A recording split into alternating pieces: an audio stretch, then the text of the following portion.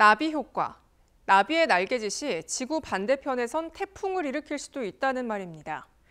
여기 지난 2008년부터 계획된 두 개의 사업이 있습니다.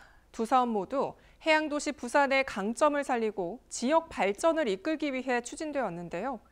결과적으로 이 두 사업의 엇박자로 인해 연간 100만 명의 관광객을 유치하는 부산의 요트 산업이 수장될 위기에 처했습니다.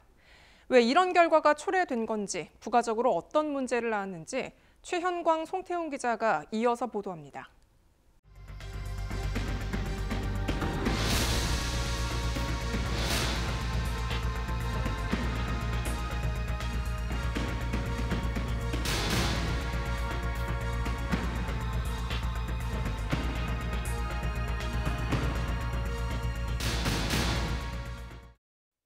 부산항 북항의 클럽 마리나입니다.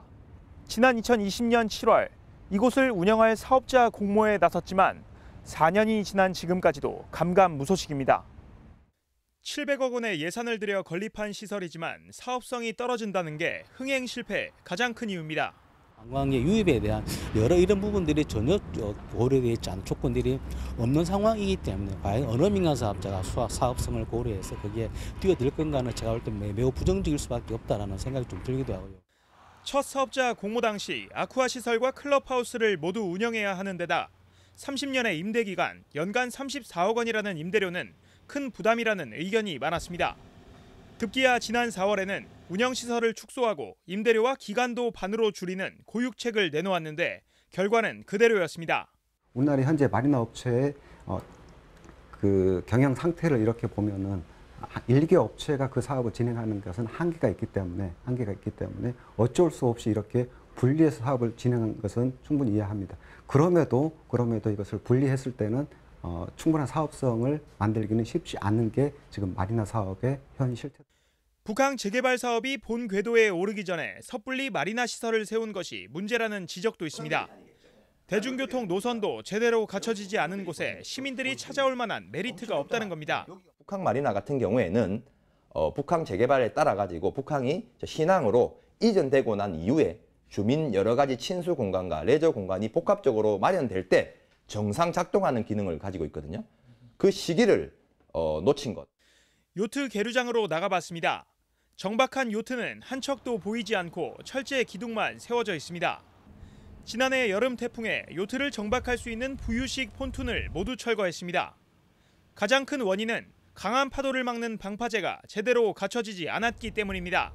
실제 개발을 하면서 설계라든지 조성에 따라서 이제 미흡한 부분, 보강을 해야 되는 부분이 지속적으로 사실은 연장이 되어졌고 부분적으로 보강을 해야 되는 변경 사항들이 계속 발생했던 부분들이 좀 아쉬운 부분들이 있습니다.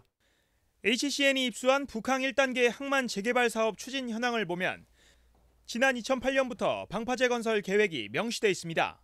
하지만 현재까지 제대로 된 방파제가 없다는 건 사업 주체인 부산항만공사가 북항의 지형적, 기후적 특성을 제대로 고려하지 않았을 뿐더러 이에 맞는 설계를 하지 않았다는 비판이 나옵니다. 큰 선박이 통항을 하다 보면 이제 우리가 이야기하는 항주파라는 선박이 만들어내는 파도, 이걸 우리가 항주파라고 하는데 계류시설로 이렇게 항주파가 이렇게 들어올 수가 있고 그것을 미리 예측을 해서 현재 그것을 방지하기 위해서 계류시설로서의 기능을 아직은 부여를 하지 않고. 부산항만공사는 오는 2026년까지 방파제 연장 공사를 추진하겠다는 입장. 하지만 2년에 가까운 시간과 비용적 손실이 불가피합니다. 저희가 그 방파제 부분은 일단 2단계 공사는 종료 시점이 아마 내년 하반기 정도 좀 될 것 같거든요. 내년도 하반기 연말까지는 그 방파제를 어느 정도 축소할 계획입니다. 북항이 요트 계류장으로서 적합하지 않다는 의견도 있습니다.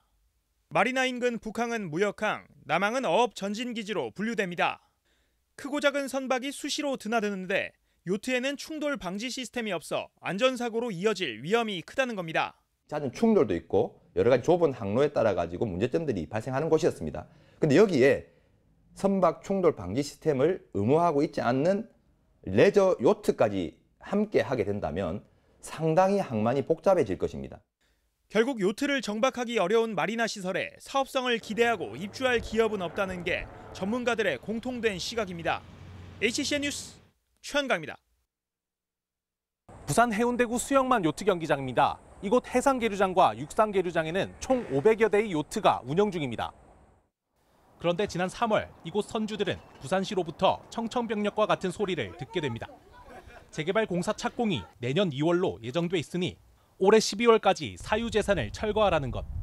하지만 부산시가 재개발에 앞서 선주들에게 어떠한 언질도 주지 않아 당장 갈 곳이 없다는 민원이 잇따르고 있습니다.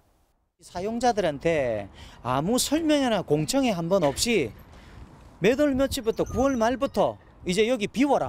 우리 공사 들어간다. 민간업자를 통해서 이제 공사 들어가니까 비워라. 이게 통보로 끝난 겁니다. 공문 한 장으로. 부산시가 대안으로 내놓은 북항마리나도 사실상 유명무실합니다. 고작 50대 정도만 정박이 가능하기 때문입니다. 이마저도 방파제의 부재와 폰툰 철거 이슈 등으로 요트 계류장 운영도 만만치 않습니다. 동남해 전체로 범위를 넓히면 경북 울진의 후포마리나나 경남 진의 명동마리나 등이 있지만 당장 옮겨야 하는 시간이 촉박한 데다 해당 마리나 시설 역시 500여 대를 수용하기에는 큰 부담이라는 의견이 지배적입니다. 이미 완공되어 있는 이 북항마리나 시설을 충분히 활용할 수 있고 대체제로서 보완제로서의 역할을 할 수 있는 구조를 만들어야 되는데, 근데 우리 부산은 심지어 2개나 지금 대규모 예산을 들여서 만들어 놓고 2개 다 활용하지 못하는 아이러니한 상황에 맞닥뜨린 겁니다. 한 해 동안 부산 요트 관광 수요는 100만여 명으로 추산됩니다. 요트 산업이 중단되면 당장 관광 수익을 포함해 이로부터 파생되는 각종 사업과 종사자들의 발이 묶일 수밖에 없습니다. 잘못하면은 수영만 요트 경기장 재개발을 통해서 요트 관광의 붐을 잠시 이렇게 끊어버리는 그러한 어떤 이 상황이 발생하게 됩니다. 결국 시기도 성격도 비슷한 2개의 사업이 서로의 발목을 잡고 있는 상황.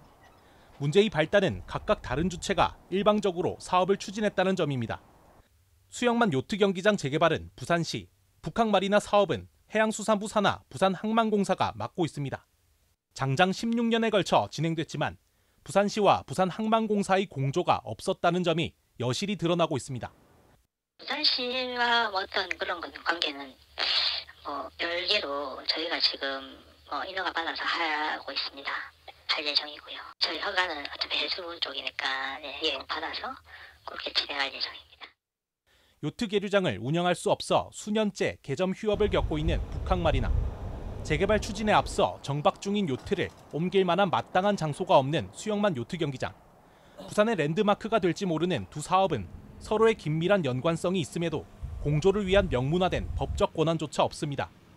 지방자치단체인 부산시가 해양수산부 산하인 부산항만공사의 사업에 직접적으로 관여할 수 없다는 것도 문제로 지적되고 있습니다. 부산시장이나 관할 이제 중구청장, 동구청장 측에서 일단 승인권이라든지 인허가권이라든지 그런 부분이 좀 있다고 하면은 조금 더 저희가 지역에 필요한 의견들이 대진하는 거라든지 좀 유리하게 좀 이끌 수 있는 그런 역할을 할 수 있을 것 같은데, 좀 그런 부분이 북한 재개발 관련된 이제 항만 재개발 법령상의 지 역할이나 이런 부분들이 좀 미흡한 게. 전문가들은 중앙과 지방정부 간 권한을 공유하는 다층적 거버넌스의 필요성도 하나의 대안으로 제시합니다. 특히 중앙정부는 해양수산부를 통해서 해양수산부 산하의 특별지방행정기관들을 통해서 독점적인 권한을 유지하면서 지방자치단체에는 벽을 쌓아버리는 이런 방식으로 행정을 하게 되면, 저는 이 지금 북항 재개발이나 다양한 종류의 항만 BPA 부산항만공사와 관련된 어떤 많은 문제들을 결코 부산시가 제대로 된 협조를 얻어가면서 저는 문제를 해결할 수 있는 방법은 거의 제로에 가깝다, 그렇게 봅니다. 행정의 엇박자가 불러온 일련의 문제는 지역 경제를 지탱하는 한 산업을 존망의 기로에 서게 했습니다. HC 뉴스 송태웅입니다.